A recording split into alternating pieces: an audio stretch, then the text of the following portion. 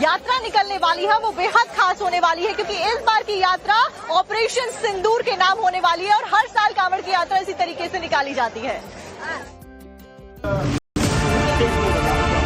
इस 10 फीट ऊंची और 12 फीट चौड़ी कांवड़ को देखिए, जिसे समर्पित किया गया है भारतीय सुरक्षा बलों की बहादुरी और देशभक्ति को। मेरठ की सड़कों पर इस बार ये कांवड़ सबसे ज्यादा चर्चा में है, क्योंकि इसे तैयार किया गया है ऑपरेशन सिंदूर की थीम पर, जिसका मकसद ये बताता है कि जब देश पर हमला होता है तो धर्म नहीं, सिर्फ भारत खड़ा होता है। इस कांवड़ में पहलगाम में आतंकी हमले और इसके बाद भारत के ऑपरेशन सिंदूर से जुड़ी घटनाओं को दिखाने की कोशिश की गई है। कांवड़ में पहलगाम घाटी और एक नवविवाहिता का प्रतीकात्मक चित्रण किया गया है, जो उस हमले में शहीद हुए सैनिक की पत्नी के दर्द को दिखाता है। कांवड़ में भारत के राफेल और अन्य लड़ाकू विमानों के साथ टैंक के प्रतीकात्मक मॉडल भी लगाए गए हैं।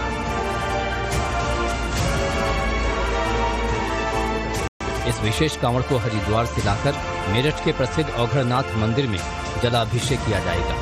खास बात यह है कि इस कांवड़ को तैयार करने में मुस्लिम युवक भी बढ़ चढ़कर हिस्सा ले रहे हैं। संदेश साफ है, जब बात देश की हो तो कोई मजहब आड़े नहीं आता।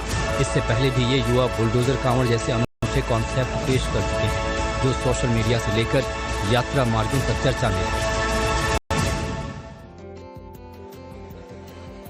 तो अभी आपने ऑपरेशन सिंदूर की थीम पर आधारित कांवड़ देखी, जिसमें कैसे ऑपरेशन चलाया गया था आतंकियों के खिलाफ। पहलगाम में इन आतंकियों ने अटैक किया था और उसके बाद में इनको उनके अंत तक कैसे पहुंचाया गया, उसको दिखाने की कोशिश की गई है। अब आपको एक ऐसी कांवड़ यात्रा दिखाते हैं जहां पर नौजवानों का जज्बा है देशभक्ति का, और साथ ही शिव भक्ति भी नजर आ रही है और वो बिगुल बजा रहे हैं एकजुटता का। देखिए,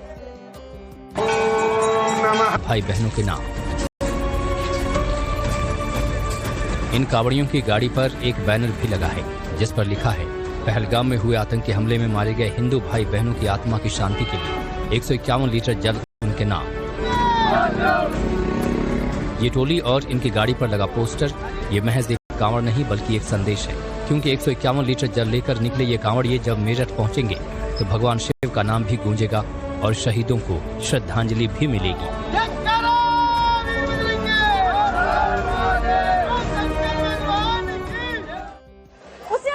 छुपाया, उसे अपनी पहचान छुपी, क्योंकि मेरठ में भी इस बार जो यात्रा निकलने वाली है वो बेहद खास होने वाली है, क्योंकि इस बार की यात्रा ऑपरेशन सिंदूर के नाम होने वाली है और हर साल कांवड़ की यात्रा इसी तरीके से निकाली जाती है। इस 10 फीट ऊंची और 12 फीट चौड़ी कांवड़ को देखिए, जिसे समर्पित किया गया है भारतीय सुरक्षा बलों की बहादुरी और देशभक्ति को। मेरठ की सड़कों पर इस बार ये कांवड़ सबसे ज्यादा चर्चा में है, क्योंकि इसे तैयार किया गया है ऑपरेशन सिंदूर की थीम पर, जिसका मकसद ये बताता है कि जब देश पर हमला होता है तो धर्म नहीं, सिर्फ भारत खड़ा होता है। इस कांवड़ में पहलगाम में आतंकी हमले और इसके बाद भारत के ऑपरेशन सिंदूर से जुड़ी घटनाओं को दिखाने की कोशिश की गई है। कांवड़ में पहलगाम घाटी और एक नवविवाहिता का प्रतीकात्मक चित्रण किया गया है, जो उस हमले में शहीद हुए सैनिक की पत्नी के दर्द को दिखाता है। कांवड़ में भारत के राफेल और अन्य लड़ाकू विमानों के साथ टैंक के प्रतीकात्मक मॉडल भी लगाए गए हैं।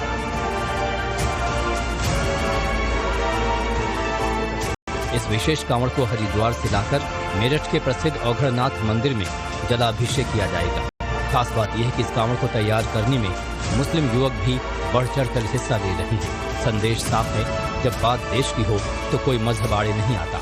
इससे पहले भी ये युवा बुलडोजर कांवड़ जैसे अनूठे कॉन्सेप्ट पेश कर चुके हैं, जो सोशल मीडिया से लेकर यात्रा मार्गों तक चर्चा में है।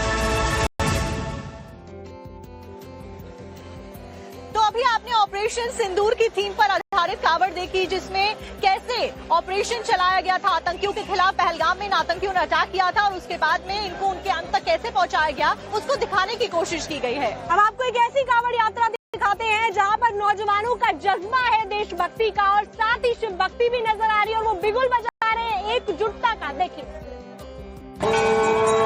एक कठिन पैदल सफर पर है और इसकी कांवड़ समर्पित है पहलगाम आतंकी हमले में मारे गए हिंदू भाई बहनों के नाम। इन कांवड़ियों की गाड़ी पर एक बैनर भी लगा है, जिस पर लिखा है, पहलगाम में हुए आतंकी हमले में मारे गए हिंदू भाई बहनों की आत्मा की शांति के लिए 151 लीटर जल उनके नाम।